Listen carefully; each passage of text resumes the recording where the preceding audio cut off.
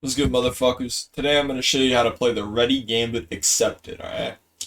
So, first you're going to play the Ready, which is knight f3, and then pawn d5, alright?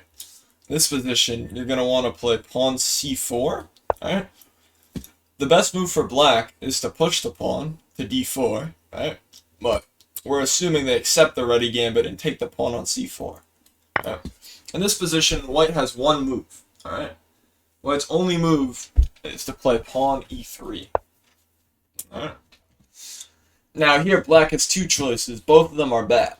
He can defend the pawn with b5, or he can defend the pawn with e6. Because if he doesn't defend the pawn and plays something like knight f6, you can just take the pawn and your development is a lot better. So what's most common is people are going to play bishop e6, right? And what you're going to want to do here is go knight b3, which prevents this pawn from coming down and protecting this pawn. Basically, since you can't protect this pawn with this, you just need to attack the bishop, and then you can easily like win back the pawn with like tempo and development or whatever the fuck. I don't even know what the fuck that means. I'm like 1,000. I think his best move here is knight f6 or the other knight. I don't fucking remember. Either way, it doesn't matter because you go knight g5 and threaten the bishop. His best move is here, but he can also play like here. Either way, it doesn't really matter. You win back the pawn. And let me just look at the edge and see what this moves. He also goes here.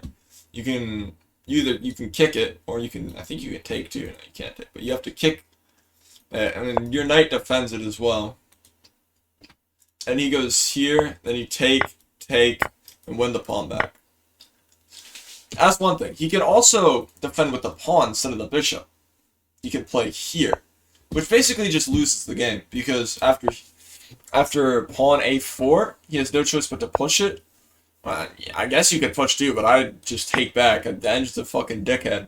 And then in this position, you basically just need to, like, you'll eventually just win the pawn back, and you have so much more development, and his pawn is just stranded. And even if he pushes to, like, protect it, you can just have a pawn break, and then you have bishop d2 to attack it. Regardless, this is just winning for white, and yeah. There is another thing you can do rather than pushing this pawn. Oh, fuck. Motherfucker. You can also play here, and then this looks like a obvious move. It looks like he can defend like this, and this you just win the game on the spot because you can take here, which is really cool. His only move is this, right? Because if he takes here, you win his rook, and the game's over. And that happens more than you fucking think, especially if you're a shitter like me and you're in like 1,100, you know.